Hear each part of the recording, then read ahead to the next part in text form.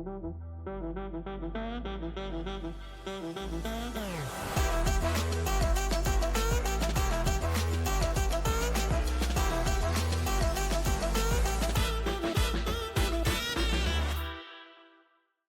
everyone, welcome to another episode of Bitcoin Banter. I've got Tony. Rick is still out, so we have another special guest this week. We have Ben Wehrman. Ben, thank you so much for joining. Looking forward to the conversation. We're going to hop right into the news here. First and foremost, it appears as though Tesla has stacked more Bitcoin. So while Elon is playing around with Doge on two fronts, their previous number of known coins was 9,720, and now they're up to 11,500, a little over 11,500. So interesting to see all of the distractions that Elon throws around in crypto and with Doge, the coin, and Tesla seems to be stacking Bitcoin. Ben, why don't you take this one first? Just spend a couple minutes telling us what you think, what the implications of this might be. I mean, I just hope that all the ping-ponging around he's done on Bitcoin for years has just been a net good for people, like, hearing about it and thinking about it, which it's hard to say that isn't the case, because anytime you just have Bitcoin put on your radar, it makes you at least think about, "Oh, what is this thing?" So, I mean, obviously, he's been all over the place and, what he's talking about, his views on it, he goes all over, but I do think that this is just a good thing for more people hearing about it. He obviously has such a massive following of people on Twitter following him now and just hearing all these updates. So, yeah, but there's another company that's gonna be buying even more than him soon, so I can't wait to talk about that one later. Don't worry, we'll get to it. We'll get to it. Tony, why don't you tell me your thoughts? Yeah, man, this is institutional FOMO into Bitcoin. It's expected at this stage. Everybody's going to want a piece of that pie, whatever little amount is left. It's good news and it's bad news at the same time. It's good news, of course, for the institutions because they understand what this is and they're going to capitalize on it as much as possible. It's bad news for the retards in the population that are still asleep on Bitcoin. The very money that was created for them, they're like busy doing, God knows what useless activity that they're focusing on right now, instead of focusing on protecting and securing their freedoms and their futures. So I've got mixed feelings about this. I mean, those that who understand Bitcoin are in it now, proper self-custody and all. Of course, they're going to benefit tremendously. That shift in generational wealth is going to make eyes melt. It's something that we've never seen before. But, I've said it before, the wrong people understand Bitcoin. Like it was created for 8 billion people, but there's 8 billion people that are like comatose and, not focusing on anything useful financially. That's the part that I find extremely disappointing. But is it good for Bitcoin? Absolutely, man. It's for everyone, the good, the bad, and the ugly. So if you're in Bitcoin today, holding it in proper self-custody, you're going to be on the glorious side of this journey. Otherwise, you're just gonna be, wishing you were very, very soon. Yeah, I agree. I think that people are going to, because of these sorts of stories, the us commoners are going to get less Bitcoin because it's going to drive the price up and all that. I will say, taking a step back and looking at like who I was before I found Bitcoin, it took these sorts of stories to lead me to study crypto and then to figure out that it was Bitcoin and not crypto. And so while at times I can be a bit cynical about, billionaires adopting Bitcoin and institutional adoption. And I get very frustrated with number go up being the only thing that anyone cares about anymore.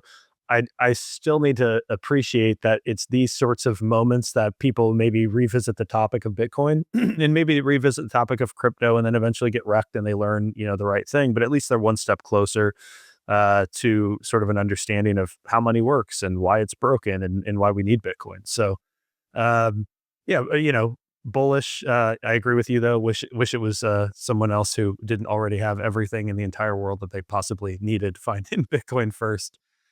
Alrighty, let's talk about the London gold shortage. So this is in Zero Hedge. I can't believe it, but I didn't notice that till this morning. But via shiftgold.com, so we're giving Peter Schiff a shout out. Don't take any of his investment advice, that's for sure. But basically, the long story short is there's a London gold shortage, and it's a symptom of global economic anxiety.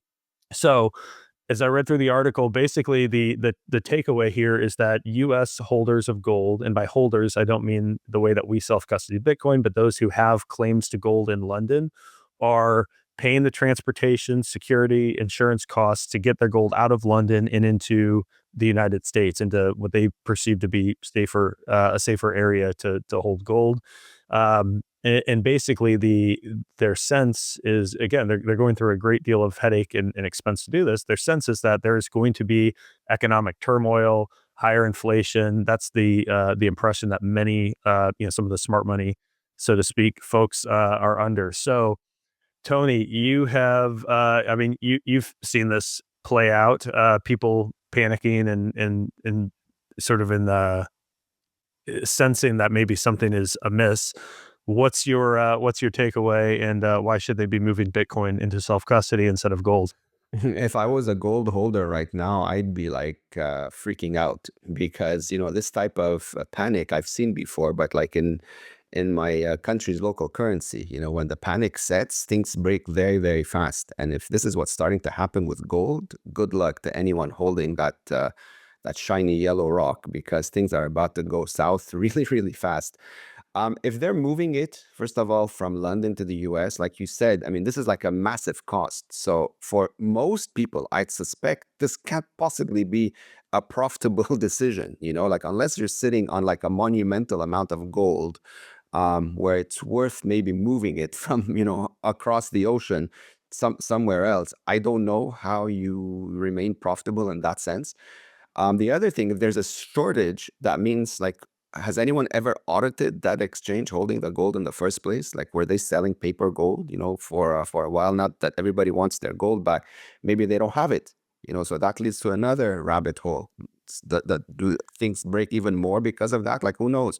And what's to say it's going to be safer in the US? Has anyone audited Fort Knox? Like, where are they going to store it? Yeah, You know? I was, yeah, I think there are a number of probably centralized locations. Some maybe wealthier people have their own private vaults or whatever, but that's, I imagine, a small minority. But you raise an interesting point, and that's sort of the question here. Is I remember hearing, I think it was Larry Lepard talking about the receipts on gold are like 100 to 1, like it's been rehypothecated, and so I don't know. That's sort of a general number across the globe. I don't know how that applies directly to the London gold market, but I would have to imagine that there are gold bars that are missing, filled with tungsten, or otherwise, you're not getting for the value out of the receipt that you have for it. So, uh, yeah, a lot of interesting, and this is the whole like this was the whole problem with gold. It's centralizing nature, its inauditability, and it feels like people are still running to this relic of the past that failed them, years and years and years ago. Ben, what do you think, man? Yeah, I mean, just going off what you just said right there, it's just such a great example of how, you know, the Bitcoiners knew this. We've studied the history. We know that this is what happened with gold already, but a lot of people need to have it really slap them in the face or their wallet for it to really kick in that, this is old technology. Like this is showing them very clearly that this is old tech. It no longer works in this modern, globalized world where things need to move around quickly. And when you're not self custody, the amount of space between feeling comfortable and being in panic mode is extremely slim. When all of this is over in some mystery location and some mystery amount, it's just not efficient. And I think that the fact that we now have these dominoes starting to fall, and we have such a global media stream where everyone can be watching this at once, it'll be a very quick lesson, and hopefully lots of people that aren't being directly affected by it will see it as well and just be able to skip the yellow rocks phase and go straight to Bitcoin. I wish they had like video footage of the gold bars being loaded onto ships or a jet or something. So that way we could juxtapose it with someone like sending a lightning transaction. Right. We'd be like, here's how they send gold, here's how we send our money. And That's a you viral clip right there. You should make that. That'd be dude, great. you choose your horse, and I guarantee you ours is the fastest. But it's funny though, like Tony, you talked about the shiny yellow rock, and like that's our way of of mocking the gold bugs. And to them, it's still Bitcoin's still magic internet money, right? And I think that's the point. It is magic internet money. Like like I don't view that as something to be insulted by. I think it solves all of the problems that they're trying to solve with a piece of literally a piece of rock. So Well, the man, thing is these people are hiding behind the 5,000 time frame, year time frame behind gold, right? So for them, if it's lasted this long, there cannot possibly be anything else to displace it, which is ludicrous. So they're avoiding, they're just avoiding Bitcoin just based on this silly premise. But like you said earlier, how do you know that the gold is actually gold and not that fake tungsten, right? And if they're going to be moving all of these things, one, I don't think it's profitable for most people. Second of all, there's going to be a transaction log file of that movement, right? Like who is it for and where it's headed. Can you imagine that thing being leaked or, falling into the wrong hands and people finding out where some folks are physically storing their gold? And imagine that being like at home, for example, like what kind of chaos that could potentially lead to. Like you're yeah, talking about a they're physical attack, people worry about Bitcoin physical wrench attacks. Can you imagine knowing somebody is hoarding gold in his basement, what kind of attack that's going to look like? I yeah, mean, no, this thing opens absolutely. a whole can of worms. Like we should have invited Peter Schiff here to see how he feels about this and what he's going to be doing with his gold. Is he putting it under his couch? Like where's he hiding it? Yeah, man, it's a fair question. It's funny that, like, the gold bugs really they understand their history, like, they wouldn't be sound money people if they didn't, but they seem to just completely forget that the 6102 attack is real, and it's pretty recent in terms of history. On top of that, we live in a very different globalized economy than the Roman Empire or, any other ancient civilization on a gold standard when that was your best option. Like we do need more instantaneous settlement. We need the ability to show verification of funds, like all of those things that you just can't readily do with gold. So um, we're sort of getting sidetracked on. I think I still think maybe the biggest takeaway from all this, besides gold being an inferior form of money, is the people who own gold, who understand sound money, and probably agree with us on 90% of things, minus Bitcoin, are anticipating economic turmoil, and they're taking on the cost and risk of transporting their gold back to what they perceive to be a more secure location because of that. So I think we've got fireworks ahead for the next 10 years because the people who I still agree with on many, things in principle, seem to be on board with the Bitcoiners that something is amiss economically.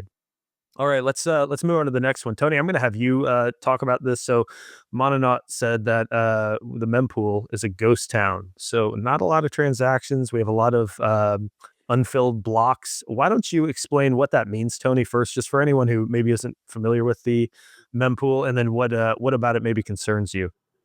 Man, it's a little freaky to watch a mempool that's completely dead, right? I mean, usually people associate a busy mempool with people transacting on the network.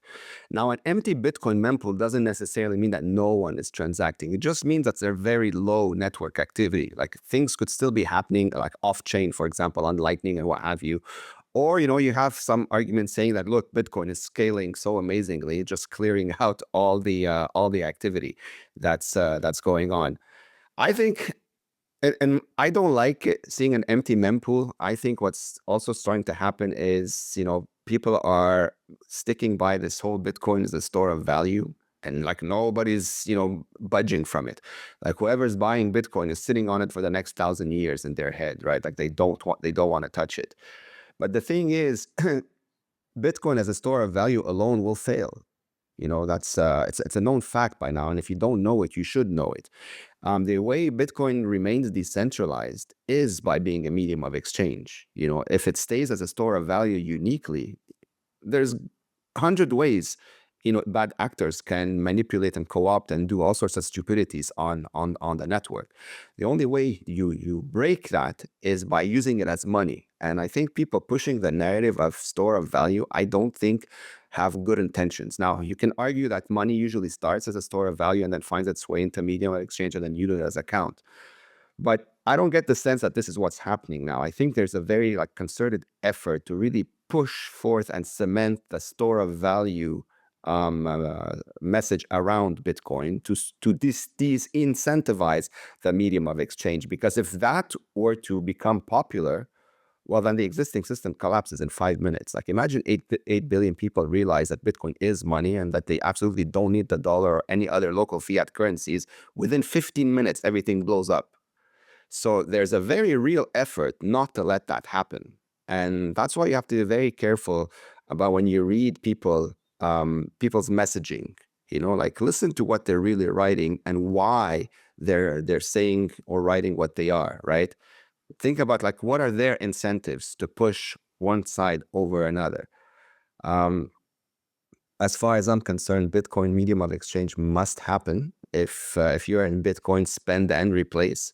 Don't buy this BS that you have to sit on it for the next 1,000 years. Yes, it's an amazing store of value for sure, and people will tend to want to spend, the bad money before the good money, which is what seems to be happening now. With the whole excitement over borrowing against your Bitcoin and all that.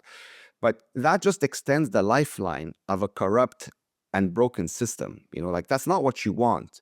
But what if everybody is only thinking of themselves, oh, I want to become rich, I want to have a good life, and blah, blah, and you forget about the whole reason why Bitcoin was created, well, then you're just going to make things worse for everyone and delay the inevitable, right? So you have to be very careful with these narratives and the perception that people are having. But you can't control people's mindsets. Human nature intends to be me rather than the collective. And you can even see this on Twitter. Like, where's the old cypherpunk movement? That existed 15 years ago, especially on social media. Where are all these people? Now, all I read about, oh yeah, the ETFs bought thousands of Bitcoin. Oh yeah, and this institution bought thousands of Bitcoin. Like, who cares about these people? That's not what Bitcoin is for, right? Where are the people? Where's the people's movement for Bitcoin? Where's the separation of money and state narratives? Like, where are all these conversations? They all seem to be gone now. Because why? Because everybody's relying on that number go up. Oh yeah, Saylor bought 20,000. BlackRock bought 20,000. All right, great. What does that mean? It means all you're thinking of is when is Bitcoin going to hit $1 million because you think you're going to become a millionaire and live a happy life. That's the only reason you get excited over news like this. And you completely forget what Bitcoin was created for. So again, mixed feelings about this. So that's my 2 cents on this. Yeah, I'm sort of two minds on this because on one hand, I fall into the camp of hodling Bitcoin is using Bitcoin. Because I use it as a savings vehicle, right? Like that is using Bitcoin. On the other hand, I completely agree with you. I think my concern, if we don't begin pushing Bitcoin as a medium of exchange sooner, we're going to have alternatives presented to us, like a Bitcoin backed stable coin that is from a centralized service provider, highly censorable, very easy for governments to regulate and co-opt, and we're already seeing that with some recent, I think they were executive orders, but certainly talk within Washington. So I guess my point is, I I view hodling Bitcoin for me personally as like the most important use case today because I view it as my long-term savings. But I also think that Bitcoin fails to achieve its potential and we're probably at risk of more fiat games for a longer stretch of time if we don't get this medium of exchange use case down. Ben, why don't you maybe comment on that? I'd be curious to hear your opinion. Yeah, I mean, I think I have always sort of erred toward store value side, so I love hearing Tony's rant on the opposite side. You make a ton of great points. I think that's like the best case you could make for why we do need to like shift to medium of exchange. But I guess my argument for why I still do love the store value message to share with a lot of people and like hodl myself, like you said, Michael, um, is that like you talked about, Tony, the people who are in the store value camp talk about how naturally it will move to medium exchange later. And the article I always point back to is BJ Boyapati's bullish case for Bitcoin, which I think is one of the greatest Bitcoin articles ever. It talks about those natural phases of money, how store of value comes first, and later, once the price has gone up a lot, then it naturally, organically turns into medium of exchange. Now, the question, I guess, would be, would it be smart for us as Bitcoiners with access to all this communication and knowledge to maybe like speed that process up and go to medium exchange a little bit faster than it normally has throughout history? Would that be good for the current state of the world we're in? And that, I think, is an interesting question because, like you said, there are, there could be downsides if we wait for this like perfectly organic process to happen because it'll take longer. So I think it really just depends on who you're talking to and what people's situations are. And, I think I'm sure you guys are the same that to me, the most important thing to be doing right now is just educating the masses on this stuff and trying to talk to everyone. And certain people will have different pain points. They may just be completely destroyed by inflation and they need a place to store their value. And for them, I would talk about store value. And there are other people who are, just trying to, transact easy and do more transactions. And these circular economies are starting to pop up all over. And for them, medium exchange is perfect. And there, you don't have to choose only one. I think just having both of those in the conversation at all times is helpful. But yeah, it is an interesting one. With like you said, Michael, I'm in both camps on this. There isn't really like a right or wrong answer. It's all sort of, what do we think is optimal? And it's just good that this is still in the conversation. Everyone can sort of discuss it and figure out what the best You're way right. to You're promote it right. is. Education is a must. The problem is most of the general population is so far from anything common sense when it comes to money that if we're gonna wait for that, holy cow, man, you can wait another 500 years and just move half an inch, right? Like it's a very slow process.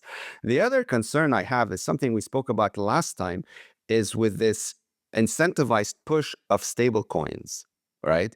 I mean, if you're trying to get people to get used to stable coins, let's, for example, like USDT and all that, right? Well, what is a stable coin?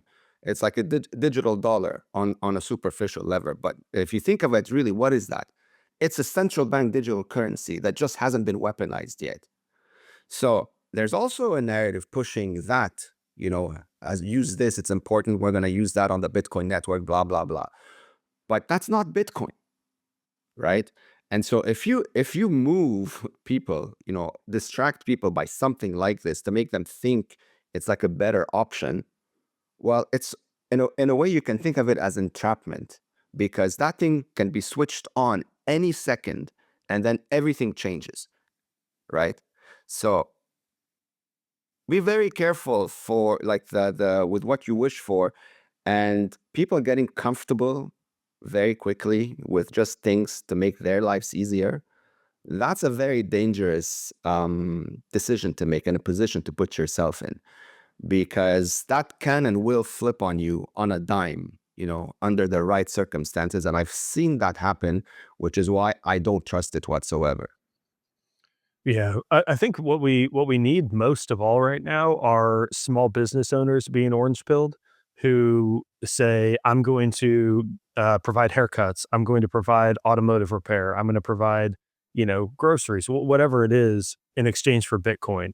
Because like I've got like I live within 5 minutes of everything I need: grocery store, pharmacy, all those things. And if they accepted Bitcoin, I would 100% spend and replace, like, without a doubt. I would love to support that movement. I think the challenge is, getting enough of those people on board and recognizing that, there are solutions out there. And tell you, that's maybe another comment. I don't want to linger on this topic longer than necessary, but like the Lightning Network is a real solution that maybe is sort of obscuring how much transacting is happening within Bitcoin, so to speak. Maybe the empty mempool means a lot less selling. Like we've done a lot of the consolidation, and that could be positive. Here, at least for number go up. We'll see. What else, but hopefully, I think I heard Preston Pish talking to Luke Groman about this recently, about the Lightning Network specifically, and he seems very happy with the growth of the number of transactions happening there. So realistically, I think those layer twos are where medium of exchange needs to be. Like that's where it's scalable. That said, we have a ways to go on the technology, more self custodial options, that sort of thing. But I think I'm with you. I share your concerns, and certainly agree with the sentiment that we've lost sort of the cypherpunk nature of Bitcoin. I think people are hodling, just hoping to become rich, and they're forgetting that this enables censorship-free transactions and self-sovereignty and all of those benefits. It's not just about long-term wealth. That's an aspect of self-sovereignty. So couldn't agree more. Let's jump into the next one. So Ben, you're going to have to take this one first because this is all about you, brother. Okay, so Ryan Cohen, CEO of GameStop, was seen with Michael Saylor. He met with Michael Saylor. Ben, you were on the podcast just a few weeks ago, and you talked about your portfolio that I laughed at because I said if I if I tried to explain your investment thesis to anyone in my life, they would think you were insane. Why don't you explain the significance of this picture and why you're excited about it? Yeah, man, I love everything about this because I knew this was coming, and this is just one of the unpopular opinions I've had in the as a Bitcoiner for years now. And I this is the question you asked me when we did our podcast together. Basically, since 2021, when pretty much everyone followed the whole GameStop story back then, where things were really crazy and they turned out the buy button and there's what everyone thought was a short squeeze. I don't think that was a short squeeze, but it just has so many things going for it, and it's such a huge. To me, I view this as the fiat stock market finale, where there is just so much writing on this, and the math is so hard in the right direction, where the shorts just shorted too hard, and they're still stuck there. I believe significantly. I think that many times the float is still short over, and what the Bitcoiners will say is like, oh, I mean, it's fiat world, so you're never gonna get this squeeze. It's never gonna happen. The MOAS is never gonna happen because they just won't let it happen. But I think that it's just so big, and there are enough big players in on that side that it something's gonna pop at some point. And now the second layer of this, where Bitcoin comes in, they have $4.5 billion cash and no debt. So this is what I've been banging the drum on, just spamming Ryan Cohen, the CEO, for years now, just saying, buy Bitcoin with this, buy Bitcoin with this. What are you doing?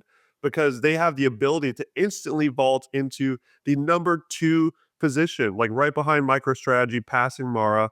And that would just be absolutely insane. And the fact that he just posted this picture with Michael Saylor, and Michael Saylor followed Ryan Cohen, by the way, that tells me that they had some sort of meaningful conversation, and I'm so bullish on it because once they do that, which I'm still holding strong that Ryan Cohen's going to figure this thing out, it's going to be a wild story. It's going to be off to the races for both of them because I mean that's a huge sum of money they have just to yeet into this thing. Even if it's just a portion, I would think still put 1 or 2 billion in there would be a big deal, a big story, and it would help the all the shareholders, which are an extremely passionate base of shareholders, and it would be a huge boost for the Bitcoin world as well, just accelerating that corporate adoption. So I'm just super excited about it. I can't wait to see what happens. Yesterday, stock went up 10%. It's green again today. This is just all good news, and the market is starting to really love seeing Bitcoin adoption, and I'm stoked. So there's no topic that excites me less these days than institutional adoption, just because we talk about it so much. But I'm very happy for you, Ben. I hope it works out. Tony, I'm just going to warn you. I'm going to hand the baton to Tony, and he might rail on you for playing fiat games with Bring me your GameStop. worst, Tony. Let's hear it. Bring it on. No, man, you can do whatever you want. I mean, if you want to gamble, you gamble. You want to drink, you drink. It's a free world. Your life, your decisions, your consequences. Again, it goes back to the first topic we spoke on. If you're holding Bitcoin and you're sitting, on the sidelines, just waiting all this, watching all this corporate insanity go on, you are in for a spectacular end result. That is for sure. The only disappointment, I'll restate it now, is that I was just hoping that more retail would benefit from this once in a lifetime revolution, but it seems like people are just, I don't know, maybe genetically programmed not to benefit from things. When it's just staring them in the face. I can't. I honestly, I tried to find logic and reason behind this type of behavior. I just couldn't. And at some point, you have to Like take a step back so you don't drive yourself too crazy. I mean, we're doing what we can here at the Bitcoin Way to try to push the education as strongly as possible, but you can't help anyone who doesn't want to help themselves. So, but for everybody else who gets it, congratulations. I mean, whether it's a corporation or a government or whatever it may be, Bitcoin is Bitcoin, and whoever understands it is absolutely going to benefit from it. And congratulations to everyone who is already on Satoshi's arc. There's you did the work, you reap the benefits. It's as simple as that. Yeah, then maybe the reason you lean toward Bitcoin as a store of value first is because you really need that to come through. If Ryan Cohen doesn't adopt Bitcoin, you've got Yeah, to have that. probably. Like Bitcoin is really your plan B if GameStop doesn't pan out. I mean, I just know that they're both going up. That's all that matters. But yeah, Bitcoin will always be the end game. That is the thing. But the point that I need to mention there is this idea that GameStop adopting Bitcoin would only be a corporate benefit is ridiculous. Because if you look at just the subreddit where people are talking about the GameStop stock right now, it's called Super Stock, and there's 1.1 million people on there. That's only like the hardcore redditor. So there are millions of GameStop shareholders who are watching this story every single moment. And the vast majority of them, literally probably 99%, are not Bitcoiners. So they're seeing this, they're learning about Bitcoin through this, they're gaining interest in it, and they're opening their minds and learning about Bitcoin. So this is the ultimate like retail education push. And it's going to get more people into Bitcoin than pretty much anything else I can imagine at very quickly, just by someone posting a picture online. So that's a huge benefit to it. And yeah, I think that there's going to be interesting so many interesting people brought into this conversation because of this collaboration that we see between potentially Saylor and Ryan Cohen. And if they do make that official purchase announcement, it's going to just blow the internet up, because like when you bring the GameStop community and the Bitcoin community together, it's going to be such a huge movement of people who are now ready to learn about Bitcoin in a big way. And I definitely don't expect Bitcoiners to like go into GameStop at this point in the game. What I'm most focused on is bringing the GameStop people into Bitcoin. That's what I've been trying to do for years. And if you go back on any of my old tweets, that's been my personal crusade for the last several years, is to tell them stop, like, because they were doing like NFTs and stuff, and I was saying, no, this is the wrong way. You need to learn about Bitcoin. You need to get Bitcoin. You need to buy Bitcoin. And so like that is sort of where most of their mind are still at in the crypto phase. We just have to push them over the edge, and we've got millions of really awesome, good people who are just still stuck in that crypto phase to learn about Bitcoin. It's going to be incredible. Oh I man, hope this you're is right, definitely man. bullish for Bitcoin. I don't think people realize the insane supply shock that's about to hit any day now. Like when I mean literally any day now, it's because of all these big players that are coming in to a tiny little pool of remaining Bitcoin, right? I mean, there's only so much OTC wizardry you can do before you have to hit, the the global supply of Bitcoin, which is almost nil at this point. So when you hear 4 billion here and 4 billion there and hundreds of millions there, like just do the math, man. You can wake up one day and have a heart attack when you look at the fiat price of Bitcoin, and you're going to realize what just happened. Poof, it's gone. No more, you know? Yeah. All the No, models will be broken. I think we all know that time is coming, and the more of these stories we have, the better. Any day now, man. Any day. I'm just waiting for it. I'm ready for the power law thing to go away, not because I think they're wrong, or I don't know. I haven't looked into it. I just don't care, and I'm just tired of seeing it online. So I'm ready for all models to be broken, and I can only dream of a day that no new models are created, and we can just let Bitcoin do what it does. All righty, guys. Last one. This one will be short. Tony, I think this is like the third or fourth time we've talked about this in the last few weeks, but I have a podcast episode coming out on Friday. I think it's Friday in just a few days, with Econo Alchemist and Scott from BitAxe, where we dive into solo mining. So another solo miner has mined an entire Bitcoin block worth $300,000. I mean, the odds of this are crazy. But to me, what is promising is that there seem to be enough solo miners out there that they're squeezing in and finding a block here or there. And Tony, I know we've got probably some exciting news to announce here in the near future, to help support this effort to really bring decentralized, or bring decentralization rather to mining, because I think that's one of Bitcoin's weakest spots right now is the decentralization of the mining space. Um, why don't you just give a quick comment and then we'll round for home here. Yeah, you're absolutely right, man. This is extremely exciting. This is the third one in what, like 10 days? Something like that. This is crazy. Yeah. We're going to be pushing solo mining, heavily. I'm a big, proponent for this. I want to see, almost every individual have a plug and play solo miner plug somehow in their household, doing, their part to, for Bitcoin mining, just to offset any bad actor possibilities in the bigger centralized mining farms. But the fact that every few days now you hear a solo miner hitting a block, this is exciting news. Like, can you imagine you're buying one of these solar miners for like 200-300 bucks, and then you wake up one day on a flashing screen, you know, that you've just hit 3.125 BTC? I don't think many people will sleep once they put one in their house.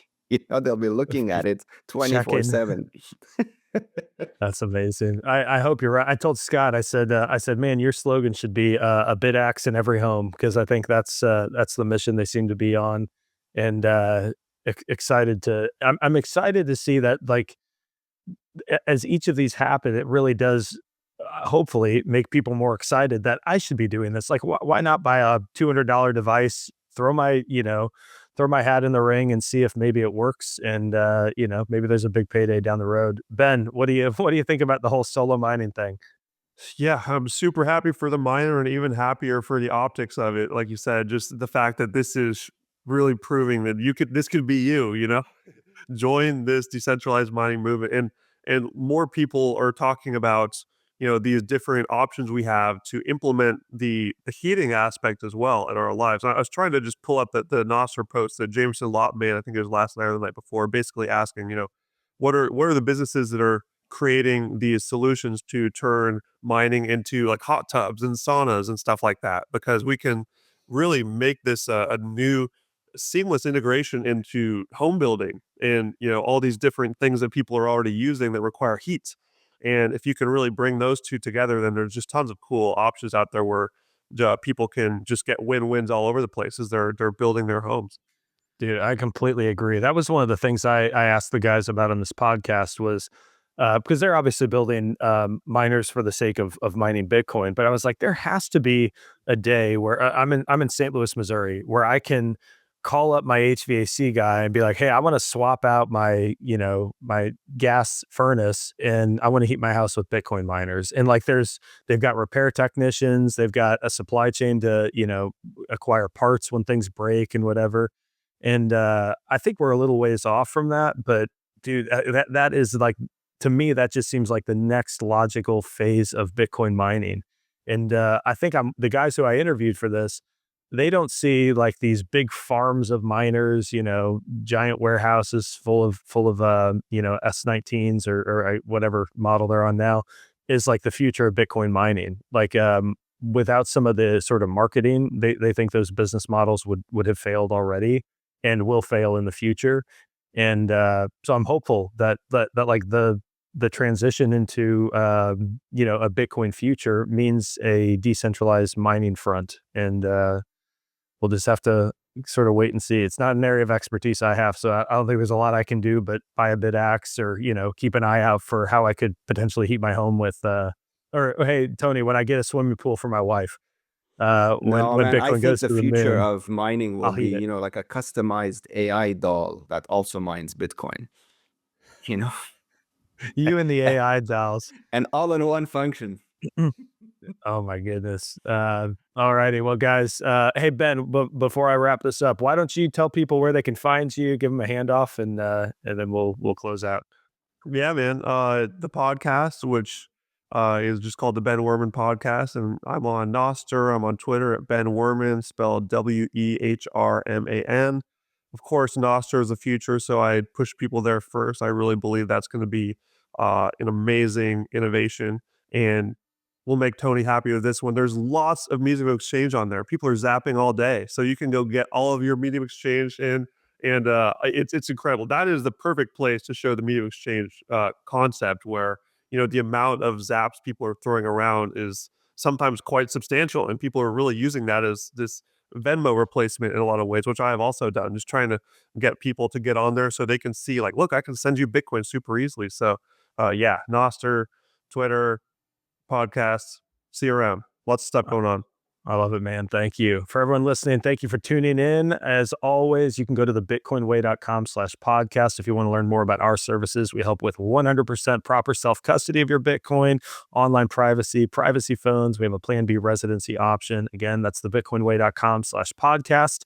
Make sure to check it out. Ben, thank you for your time today. Tony, as always, it was a pleasure. We'll catch up again later in the week. Thanks, guys. Thank It's you, been man. This awesome. was awesome. Cheers, guys.